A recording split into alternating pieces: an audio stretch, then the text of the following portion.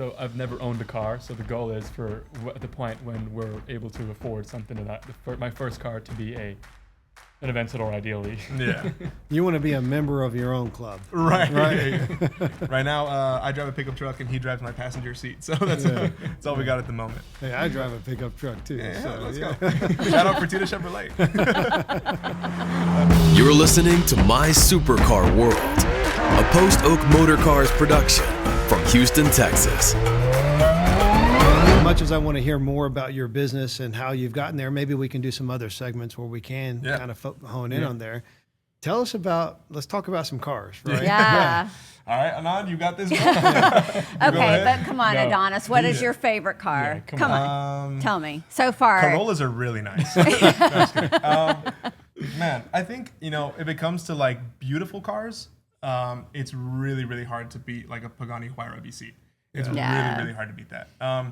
If it comes to like one of my favorite cars to drive, we talk about this all the time. Surprisingly, if we're talking supercar, right, not a luxury car, because I think we're talking supercars. Supercars. If we're talking supercars, a Lamborghini STO is super, super sick. Yeah. A Huracan STO is really nice. We actually have one in stock right now. Really? Yeah, Oh, nice. Blue Fontas. It's gorgeous. Oh, wow. I've been trying to get Sosa to give it to me as my demo, and I haven't quite been successful in that. Yeah, STO is just ripped, and I don't know what you think. No, I mean, it's just the sound on the Huracan on a V10. Yeah. I mean, that was the first supercar we've driven. We've got a bit of a relationship with the Huracan Evo, especially compared to like your F8, which just, it's a beautiful car, but it just doesn't give you that same visceral experience. But that's what Lamborghini is known for. Yeah, the experience. We have both yet to drive an Aventador. We've driven Bugatti, Chiron, Supersports, McLaren P1 HDK, all that stuff, but we haven't even. I valeted one. Almost burned out the single clutch on a hill, on an SVJ. No. But it's fine. The Aventador is something that me personally, I really want to. I'm sure there's somebody out there. We have some that'll- clients with some Aventadors. Yes. Yeah. Well, you know the one I'm thinking of. Yeah, So yeah. If you ask us what like the end goal is for 10, by the way, you know what? Hey, let me ask you. Okay. Hey, what's the end goal for 10? We need to get this guy an Aventador. This guy has never owned a car in his life. So we want his first car to be an Aventador. That's not the end goal of 10. No, it is. Yeah. Once he gets it, I'm out.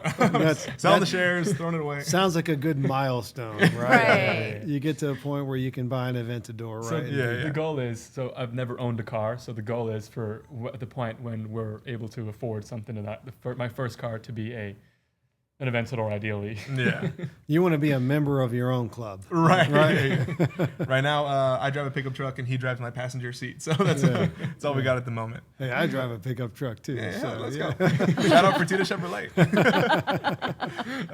But yeah, so what's your like favorite car. Favorite car? Man, it's hard to beat a Koenigsegg Jesko Attack right now. Yeah. There's not many in the U.S. Actually, there's none in the U.S. right. Jeff's has not been delivered yet. Jeff hasn't been delivered yet. No. Yeah. Is going through the homologation or something like that? Yeah. Homologation. Homologation. I'm just kidding. No. It took me years. It took me years in this business to get there, man. I still mess it up every now and then. So. Yeah, I mean the Attack is pretty high up there Yeah. on my end. I mean the Huayra BC you cannot. Yeah. It's a beautiful car. Okay, Yeah. so Wait, what's y'all's favorite? You're not escaping that question. Well, I mean, look, supercars. They've been so far out of my reach, right? Up until I started working here, that I really haven't kind of really gotten into them. But I mean, there's no doubt for me that the Bugatti Chiron has been the best car that I've been in and have been passionate about, because I've had a hand in, bringing the business up here, and all the ones that we've sold up until this point. I've had personal relationships with all the clients. I've got to sit in a lot of different specs on those cars. So one of my favorite. The new Tourbillon, just mind blowing. Oh my God, Insane. it's perfection. Yeah, it's just It really is. It's a work of art, and so to me that's kind of what stands out. It's like the pinnacle. You guys don't consider them supercars, but if I had to, but if I had to do if I had to pick like my favorite everyday driver that I would have, I actually do have it in my garage, or version of it. I like the Bentley GT Speed, right? It's, to me, it's like the perfect combination of luxury and and sportiness, right? Yeah, And then you put yeah, it in sport mode. It's got the sound, it's got the drive and the refinement. So that's kind of my favorite every day. I don't have the One speed. of these Continental GTs? Yeah. So Yeah. that's a Speed GTC right there. Oh, I don't. beautiful. Yeah, I don't have the speed in my garage. I have a coupe, first edition coupe, but I'm close. It'll be my next one. So Get there. Awesome. The Chiron, we've heard nonstop that it's like the best. Like even as like a daily driver. No, you can totally daily drive that car. Yeah, it's insane. yeah, and I tell people that you can drive it to the grocery store. You can. It's look, you guys know supercars well, especially the newer cars are way more easier to drive now, Right. or way easier to drive than they were in the past. I mean, you used to, the older Ferraris and Lamborghinis. I mean, you'd have to work yourself up. Right. Okay, I'm going to Gotta drive do my some car push-ups today. I mean, get that adrenaline going Right. because you had to work that car, right? You have to drive it, and there is no answering phone calls on driving one of these cars. And so I would always say that you could drive this car to the grocery store because you can. Like it's So you easy got to drive. 1,600 horsepower quad turbo engines, and you think, oh, if I touch the gas, this thing's just going to get away from me, right? You've driven a Chiron Super Sport many times. Yeah, it's But it insane. doesn't, It's yeah. insane. I mean- The spool up, the little turbo lag is, it's kind of like you feel like, is this thing gonna take off? And then all of a sudden you're on another planet. So it's Yeah. super, super crazy. But it drives like it's like a boat. The thing is super heavy too. It's a big car. very They are heavy, big. very People big, don't but realize how wide they are. Yeah. Yeah. But yeah, they're definitely very daily driver. Yeah. Which Yeah. is The unbelievable. easy It's the to only drive. hypercar I know that's a good daily driver. The guys at Hyper Society, the guys at the BMF collection, they all said it's their favorite car out of all the hypercars that they own. For like a daily. Yeah, it is because Or you even can actually. generally, right? I think so. Yeah. Generally. Yeah. So it's just a great all-rounder. Yeah. No, I'd say Bugatti's probably.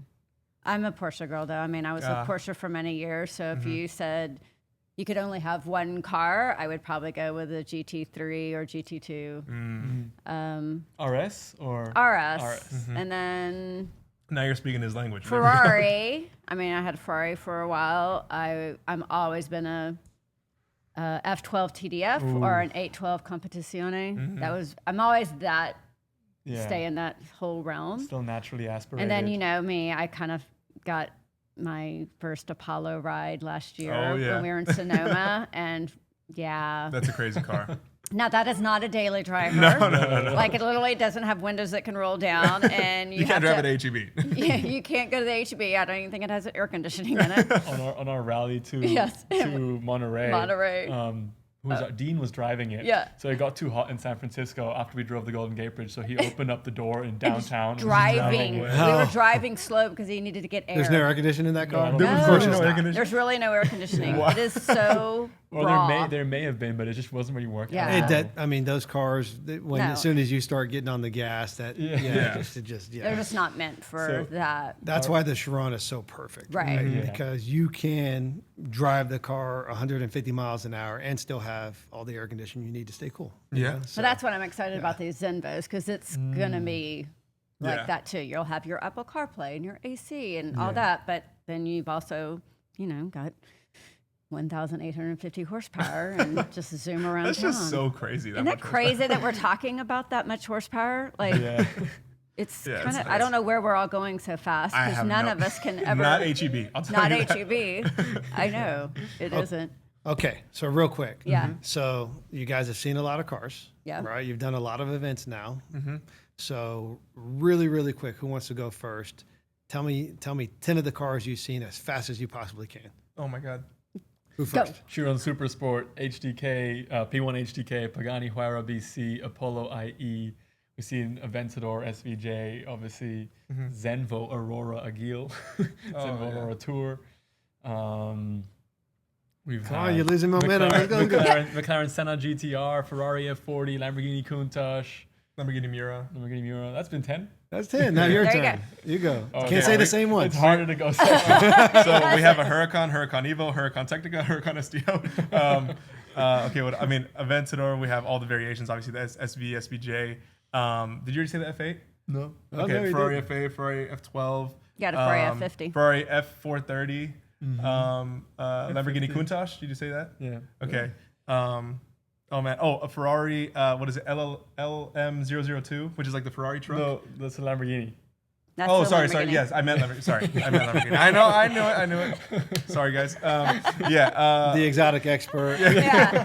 the photographer. Yes, Lotus Evija, right? Is that how you Oh pronounce yeah, it? we did have that. That's a cool unveiled. Yeah. Yeah. That was 10. Bugatti Divo, Forgetting Hispano Suiza. Hispano Suiza, Suiza. Carmen Segura, right? Yeah. Yeah. Yeah. So now everybody gets an idea of how Yep. exotic these exotic cars actually are, Yeah. right? Right. So Yeah, crazy. there's a lot of variation. This year at Road to Car Week is our hypercar exclusive event in California. That will be the greatest array of hypercars. And last year wasn't too shabby. Yeah, last year it, Let's wasn't too just- bad. Yeah. Come on, it was pretty amazing. Okay. Yeah. it was awesome. I heard that you guys, and I wasn't on it, and were you part of it? I was. Did a drive from Austin? From where Austin? you shut down the freeway? Oh, are you talking about the one here in Houston? Yeah, that you has 30 came- million The one views that got the on most Instagram? views and went viral on their thing. So that video, yeah, that was pretty crazy. We did shut down the highway. I think we picked y'all up like in Columbus, right? Yeah. And then drove in on I-10. Yeah. I think y'all shut down I-10. Yeah. That's where that That viral video, video that went. video it's two officers, one blocking the on ramp and the other blocking 6 lanes of I-10, and you have 20 hypercars coming onto I-10, all taking up all 6 lanes. You That see all video- this traffic in the background. That video is at 30 million views now. Yeah. Wow. Yeah, there was a lot of not very nice comments though. Yeah, you don't want to read the comments. But it's fine. It's fine. You know, so we realized the only way to get really viral videos is if there's some level of controversy involved. Sure, understood. I mean, there's always going to be. You got to somebody- take advantage of the negatives. It's Exactly. sad that the negative comments is what Yeah, but we drives would, the algorithms. every time we got negative comments, we would we would put more petrol into the Yeah, fire. yeah, exactly. I started We fighting wanted- guys in the comments. I was like, "Oh, are you sure?" What do you mean? Yeah, It really helps with the algorithm to get Yeah. the It does. negativity in there as well. So it just That's good to note, right? That's Yeah. good for a lot of people watching this to. That's why I Oh, never absolutely. delete any of our negative comments Don't unless get- it's really, yeah. really bad. I don't. Yeah. yeah. Don't get let down by the Yeah. negative. There's always negativity, but Yeah. there's always a positive that comes out of it. Yeah, This is there's it. always going to be haters. So but what are the it's- chances of that happening again? I don't know. Was that the police escort?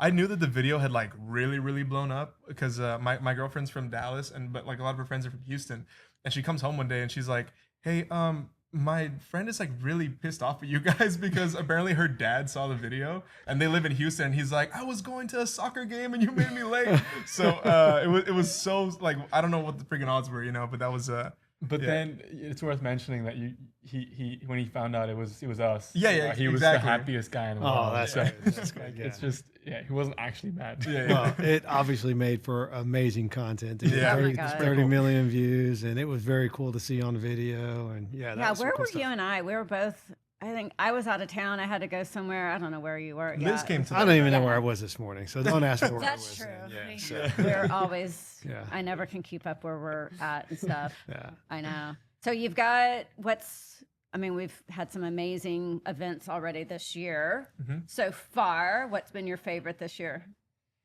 For me, it was the Scottsdale Grand Tour, I think. Really? Oh, actually, I don't know. No, I'm loving what we do at the montage. the I'm montage was sorry. super That was nice. pretty, but I do Yeah. like the Arizona one. Was very cool. The Scottsdale It's one. just more chilled. Exactly. I think I liked Yeah. it more because like the odds of the weather being perfect over there in Arizona was like slim Was to none, and so it was better than I could have ever imagined. And then getting to see Arizona Car Week for the first time was great. Getting to go into that new environment, making all those friends, Yeah. and then like the house that we hosted the starting location at had a shooting range in the basement of the garage. Oh so it my was just goodness. like And the most the ridiculous. garage was a 120 car garage, and Yeah, this was just I somebody who had remember. Yeah. he reached out to us after we had like publicly launched the event and we had everything set in stone. Mm-hmm. He reached out. He's like, I want to do this. I want to be the starting location for your drive. Mm-hmm. And that's how we got connected with this guy in Scottsdale, and that was the perfect starting location. Yeah. We had all the space for the cars, and then obviously Oh. Scottsdale. And then helicopters. Now they've started introducing helicopters at all their events. I'm like, of course we have to have helicopters. Helicopters do well with the algorithm, so whatever Yes, does it well with the does. algorithm, we need to double down on that. We might know where a few are, so Yeah. see if we can help out. Guys, we've talked so much about how y'all started and everything, and I love all that. But there's I know, and there's so many more things I know Lonnie and I want to pick y'all's brain about. But I kind of give me an idea. I know you've got some amazing events ahead for 2025. There's a couple of things I really want to know. One, kind of like give me a bucket list event. Like, what's a dream event y'all would love to do one day? You want to go first? Yeah, I mean, so I've always wanted to do like a multi-day cruise because right now, like we have our grand tours, but our grand tours are only like 60 miles. And so I think if we could do like a huge caravan, like coast to coast, would be insane. Oh my God, that and would if we be. so basically, and one of the things that we do is like for every event, Anand kind of coined this term that we use internally, which is like every event that we have needs to have an ace. And so like there needs to be something that money can't just buy, but it's super special, and like us through partnerships or through whatever, we're able to like put on these crazy experiences. And so if we had like a coast to coast grand tour, and you know like whatever days that we stopped in that city, and we had an ace in each city, you know, over the course of like 3-4 days, that would be super cool. I think that would be my dream. To go into like the ace of the event. I mean, ultimately, these are things like our Houston event that we did together was called Supercars and Super Jets. The ace in that event was our attendees were able to get up in the air and fly in these fighter jets. Remember we saw Bill Ellison was doing that? Yeah. I mean, that's Bill was so like happy. a once in a lifetime experience. Exactly. Right. So that's what we call the ace. So Yeah. we try to bring sexy back into the car culture. Yeah. The last thing we ever want to do is a cars and coffee event. So every event we put on, we don't put it on before we have that ace. And you know, at the Montage, our California event, That was our ace. That was our ace. Not We had- everybody can just pull up their car on the Exactly. grounds of the Montage. Exactly. We had those Right. cliffs on the ocean Yeah. where we put up hypercars on the lawn with sunset. And, you know, those are the aces or the things that garner millions of views on social media. Right. That one video we have right now, Yeah. it just passed 1.5 million. It's about to hit 2 million just because it's an ace. So, Right. but yeah, we've done a lot of these crazy. I mean, we've done the yachts, we've done the jets. We've now started incorporating the helicopters. What else are we gonna have to? What do we?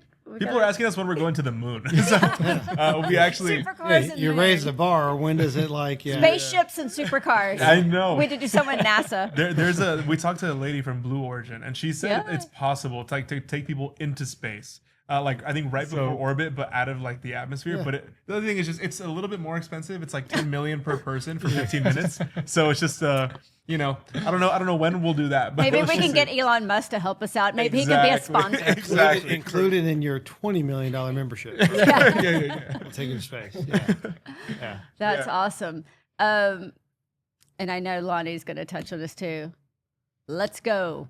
Let's go. Where did that start and how, or do you even remember?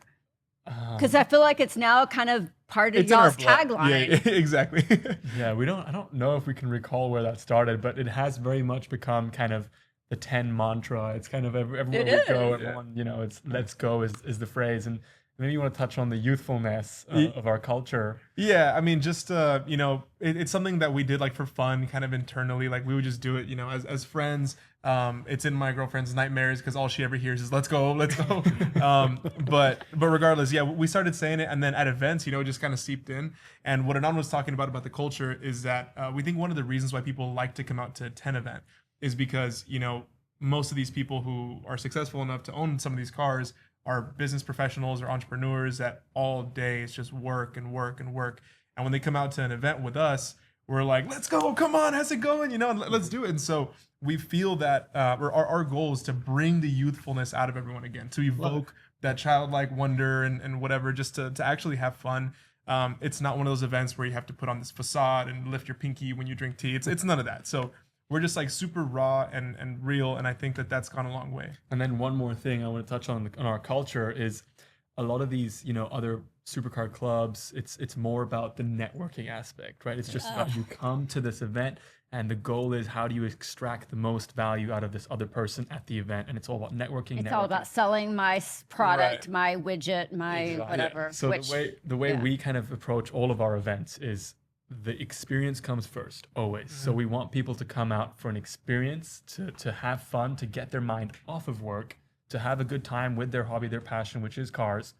And, you know, if business comes, that should be a consequence. But you of the- shouldn't of be the going to it experience. thinking you're going to get pitched all the time. Exactly. Right. So that's kind of also, and this is the primary reason we've been able to attract the hypercar clientele, because the hypercar clientele is not the clientele that wants to come out to network, because ultimately they're mostly going to be networking with people that are 5 tax brackets underneath them, which is your first time Lamborghini Huracan owner. And these individuals happen to come out more because we focus on the experience side.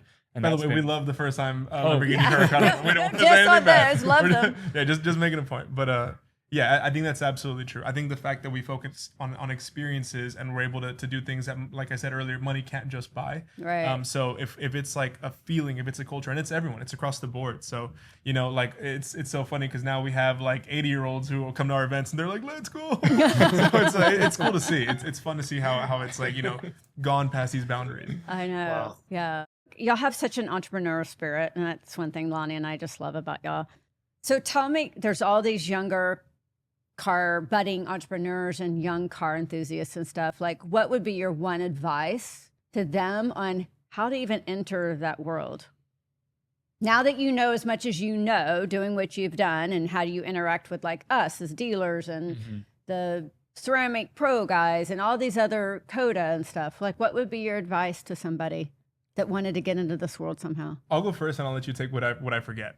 I think the first piece of advice would be lower your expectations with regard to like what you're going to get immediately. There is no immediate gratification, and with anything that's worth achieving in life, you need to have the ability to delay your gratification. So that would That's probably awesome be my advice. number one.